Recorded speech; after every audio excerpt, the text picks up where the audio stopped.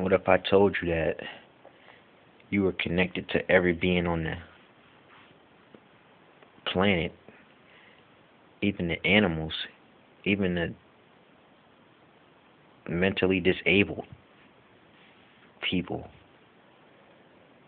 So as a kid, we had a dog named George, and we lived in this house in the hood.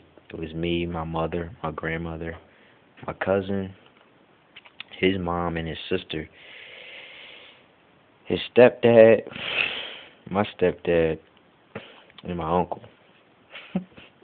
A lot of people living in this house, but I was the only human being in the house. I still don't know about my cousin, but we had a dog named George, and every time I would step out of my boundary and my mindset, the dog would start barking in the backyard. I mean, every time my mind would just go into different places. Like, I'm starting to realize this now, though, as a kid.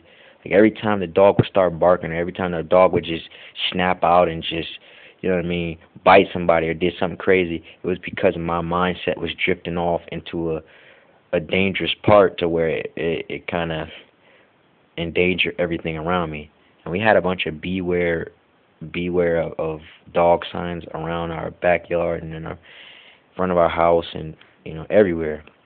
But what that really means is that, you know what I mean, the human being has to be tamed, and to, like, that's like a subliminal message. We have a dog, and the people in the know knows that the dog represents the human being that lives in that house. So with your mindset traveling to, you know, just wandering in different places, when a dog barks, it's like, oh, that's a human being lives there. You know what I mean? Because, like, we are like superheroes. We're like beasts. That when you wake up to a certain amount of knowledge, you're going to just break the chains off, like, you never could contain me, and you just turn into He-Man. Everything is like subliminal in this world. You know what I mean? As I said before, everything is everything is what it really ain't. You know what I mean? So every time I think in new ways, some dude might walk past me with like a red shirt on. Then I'm like, I turn the corner and see like a red car zoom past me with like a loud muffler or something. And then I go down to my house and I see this dude walking up the street with like pushing a stroller, and the baby has like a red bib on. I'm like, yo. And then some dude was like, yeah, the color red represents the root chakra, because you have 7 chakras, and when you reach each level, I read that it represents colors, and the colors are acted out outside of your mind through people, meaning that you're about to transcend and open up a new lotus in your chakra to the next level. But when you feel fear, or you feel these crazy emotions when you do certain things, it's basically your own fear being projected back to you by the illusion, because the illusion is the one that's really afraid. So it's going to reflect back to you what you have accumulated in your body and your spirit. So I'm still, this is still a theory to me, you know. I'm still figuring stuff out as I go along in my life. But I know I see the color red frequently, you know. But then I stop seeing them all together, though. When I reach a certain level, I just stop seeing all of them together. Everything operate normal. But when you really transcending something, I mean, as soon as you turn a corner, it's like everything knows your every move. Your mind is with you every step of the way.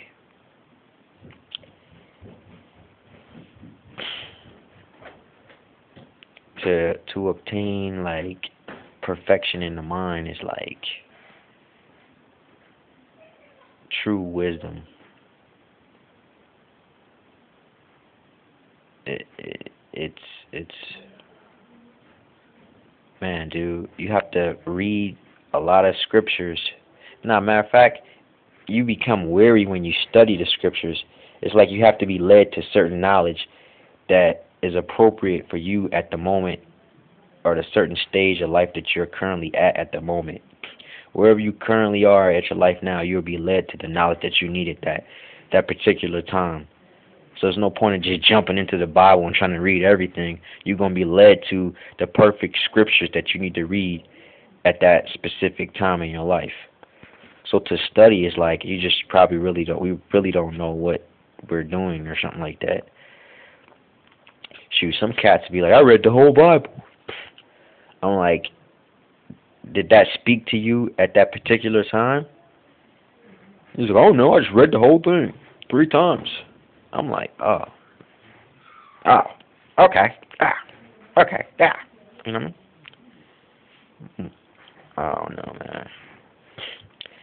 I think things are getting real kooky and weird all of a sudden now. See, I live in an Alice in a Wonderland.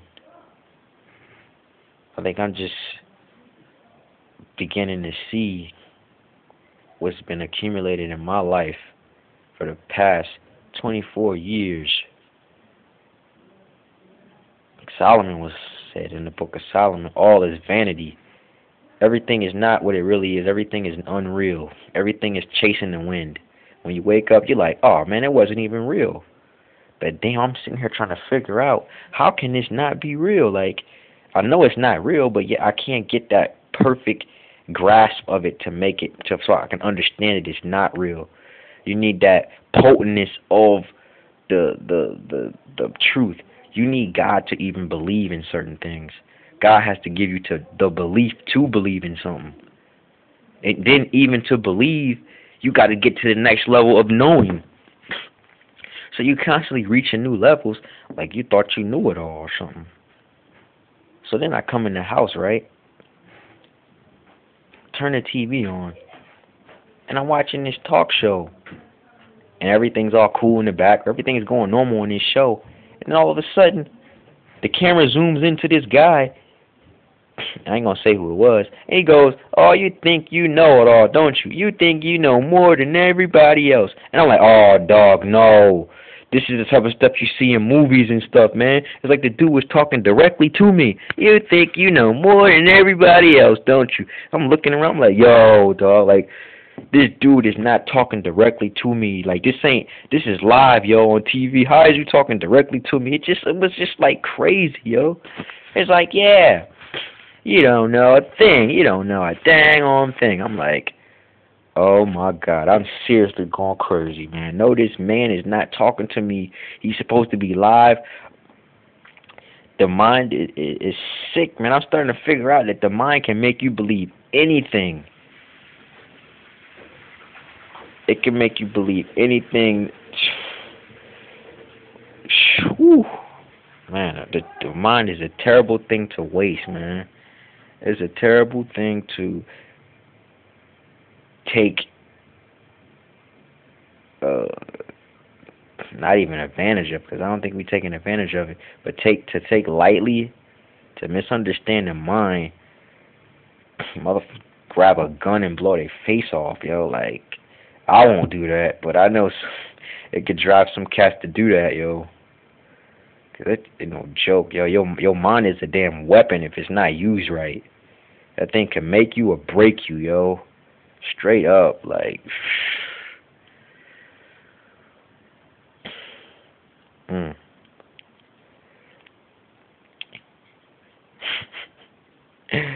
Dude, just imagine like some guy like masturbating or something like that. In the moment when he is about to ejaculate, it's a playground next to his house, and you hear little kids like, wee! At the moment of his ejaculation, you hear kids on the playground sliding down the slide like, wee! I'm like, yo, what is going on? Like, it's like your mind, it's like everything outside of you is on your mind. Like, every time you just shift your consciousness, everything outside of you shifts. You hear the mailman come down the street as soon as you think about something else. Like, as soon as you're about to get in the shower, somebody knocks on the door. As soon as you, like, just fade away from the illusionary, somebody's pulling you back into it. It's like, come back, right at that moment, at that perfect time where you knew where nobody could get to you. You're not supposed to be talking to me in my secret place, and they just get there. They come there. They invade you. I'm like, oh my God, man, these are true mental invaders, man. Invaders Zen. Oh my God, man. This ain't no dang. This is no global, no earthly invasion. This is a mental invasion. Something that's been here for so long. I'm like, oh man, we really fucked up. It's like, I know we didn't. We just gotta get right. That's all. We gotta get right. Oh man, remember I told you, like, when you think of a certain number for a while, think of the number like 5 or something. You see like 5 dogs walking down the street in a pack, or you see like 5 cop cars come down the street at once. I'm like, whoa, some Erie, Indiana type time, you know what I mean? I like it though, because I'm always in the moment, yo. I'm living. I'm truly living. No matter if I'm living hell or if I'm living bliss, I'm still living. It's live. It's great, you know what I mean? This is what life truly is. You know what I mean?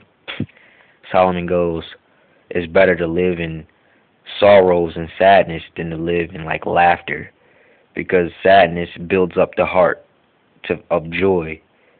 You know what I mean? I think joy is like greater than laughter or something. That's what he was trying to say. The more you feel pain, the more your heart is strengthened to feel more joy, because strength is like joy or something. Strength, sorrow is actually the direct line to the Heavenly Father. Laughter is like temporary though.